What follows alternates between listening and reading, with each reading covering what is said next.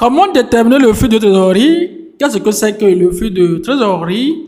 Quels sont les composants de flux de trésorerie? Dans cette vidéo, nous allons entamer une application qui va nous permettre de nous initier sur l'élaboration des tableaux de flux de trésorerie. Dans la première partie, nous avons déjà expliqué ce que c'est que le flux de trésorerie, quels sont les composants de flux de trésorerie, qu'est-ce qu'il faut mettre dans le flux de trésorerie. Nous avons déjà tout expliqué dans la vidéo précédente. Dans cette vidéo, nous allons entamer la phase pratique de l'exercice.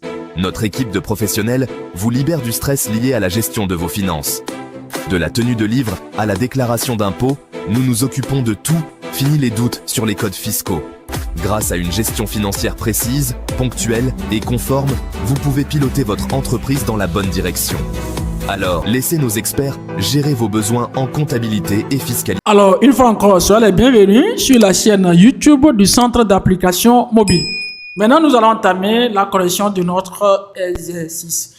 Donc, pour le faire de façon concrète et pratique, et voir ce qui se passe dans l'entreprise, nous avons importé la feuille de tableau de flux de trésorerie sur la liasse fiscale. Donc, nous allons traiter notre application dans ce tableau de flux de trésorerie des liasses fiscales. Alors, au niveau du tableau de flux de trésorerie dans les liasses fiscales, nous avons les références, les libellés, les notes, exercice N et exercice N-1. Dans notre cas, on ne parle uniquement que de l'exercice N 2024.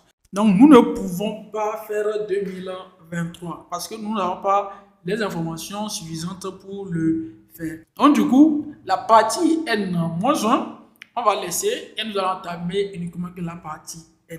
Maintenant, au moment où nous allons arriver proprement dit sur l'élaboration de l'état financier, nous allons parler de l'exercice N et l'exercice N-1.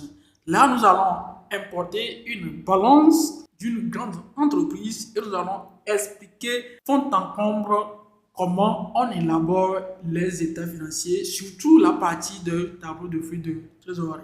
J'espère que vous nous comprenez. Alors, au niveau du tableau de flux de trésorerie, on nous demande de renseigner la première ligne, trésorerie nette au 1er janvier de l'année. Donc, si nous sommes à la première année de création, ça veut dire que c'est le fonds que nous avons avant de débuter les opérations, c'est ça que nous devons mettre là. Maintenant, si nous exerçons déjà, il faut ramener ce que vous avez déclaré à la clôture de l'exercice N-1. C'est ça que vous devez ramener au niveau de trésorerie nette au 1er janvier. Donc ici, nous allons mettre égal. Et nous allons prendre juste trésorerie nette au 1er janvier 2024 se lève à 512 300. Donc nous allons mettre entrée. J'ai déjà commencé à renseigner mon tableau de flux de trésorerie. Je l'enregistre et vous allez voir que ça va avoir déjà des répercussions jusqu'à la fin. On voit déjà. Pour le contrôle, nous allons revenir. Donc ici, nous allons remplir. Vous allez apprendre des notions dans ce tableau de flux de trésorerie. Maintenant, après, nous allons entamer maintenant le flux de trésorerie provenant des activités opérationnelles. On avait dit dans la première vidéo que nous avons trois types. On a les trésoreries provenant des activités opérationnelles, les flux de trésorerie provenant des activités d'investissement et celui de financement. Donc ici, on nous demande la capacité d'autofinancement. Nous allons mettre ici égal. Et nous allons aller prendre notre capacité d'autofinancement. Ils nous ont donné ça. Si vous voulez voir comment il faut calculer la capacité d'autofinancement, allez suivre la vidéo sur la capacité d'autofinancement. Nous avons expliqué de long à large comment il faut calculer ça. Donc ici, nous allons mettre... Maintenant, on nous dit la variation de l'actif circulant HAO. Donc, je vais mettre égal. Donc, si nous avons une balance et que la balance comporte N et N-1, nous devons aller dans la balance et maintenant calculer la variation. Pour calculer la variation, il faut prendre N moins N-1. Si comme nous n'avons pas une balance, donc nous devons juste prendre notre variation de l'actif circulant HAO. L'actif circulant HAO se lève à ça. Je mets entrée. Oui, ça peut passer, mais s'il s'agit d'une grande entreprise et que nous avons les sessions d'immobilisation, vous devez exclure le montant des sessions d'immobilisation. Il s'agit de la classe 482.5. Donc ici, on va aller voir dans la balance ce qu'ils nous ont donné là-bas. Dans la balance, on voit qu'il y a créance sur session d'immobilisation. D'accord. Donc on va venir, ce que nous avons trouvé, on va mettre moins. On va enlever quoi? La créance sur session d'immobilisation. Voilà. Je mets entrée. Donc c'est comme ça qu'il faut remplir le tableau de flux de trésorerie. Ensuite, le mode de variation de stock, c'est pas compliqué. Vous devez prendre juste N moins N moins 1. D'accord, ici, on va aller voir les stocks en cours, ils nous ont donné. C'est eux ici. Je me... Voilà, je l'enregistre déjà pour voir ce qui se passe. Voilà. Maintenant, variation des créances et emplois assimilés. D'accord? Vous devez faire quoi? Vous devez calculer la variation comme d'habitude. Sur ce montant, vous devez exclure les comptes 414, 467, 44, 94, 47, 51 et vous devez ajouter les écarts. Il s'agit du compte 478. Donc ici, on va mettre égal. Nous allons aller prendre la variation des créances et emplois assimilés.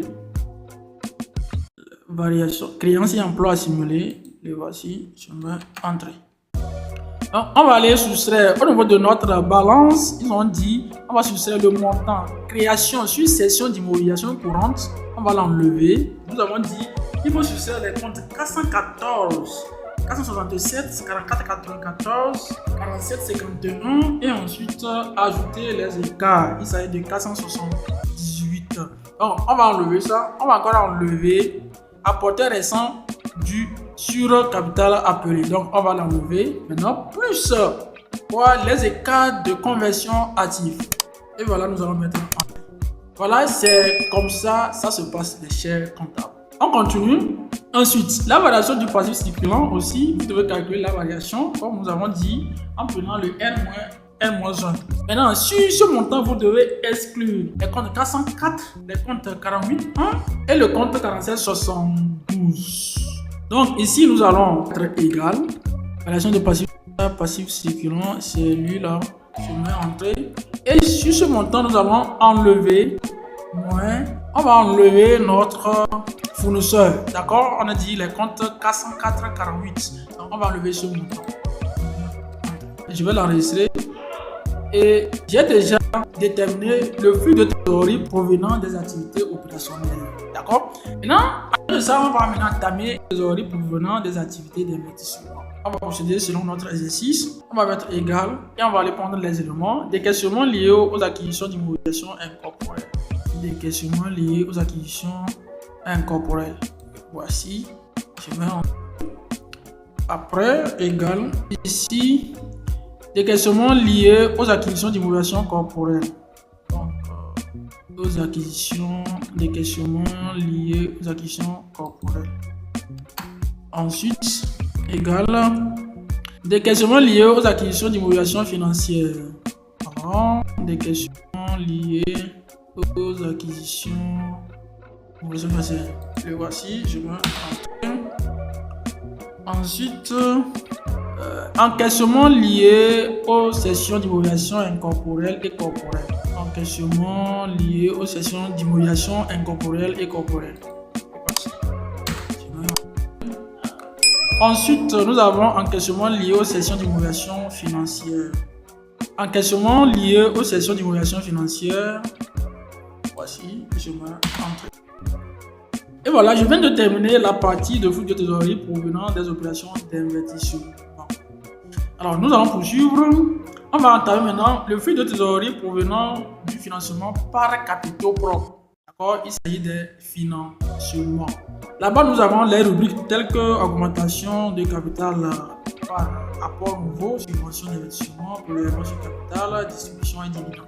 Donc, on va voir augmentation de capital par apport nouveau. On va aller voir si nous avons ça dans augmentation.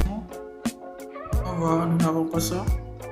Donc là, lui, on ne va rien mettre. Waouh, c'est bien.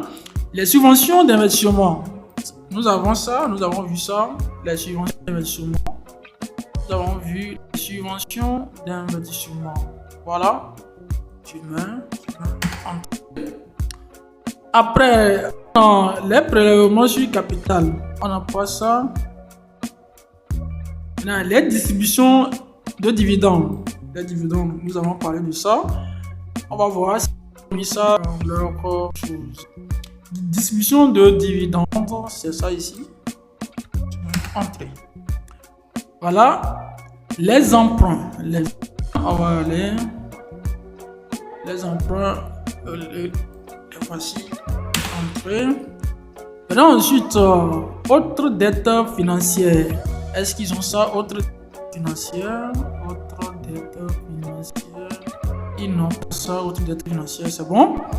Maintenant, ensuite, il y a quoi encore pour terminer? Les remboursements des emprunts et autres dettes financières. Est-ce qu'ils ont ça? Égal. Les remboursements. Voilà, c'est ça. Remboursement des emprunts et dettes financières. Voilà, je vais entrer. Et voilà, je vais l'enregistrer et voir mon tableau de flux de trésorerie.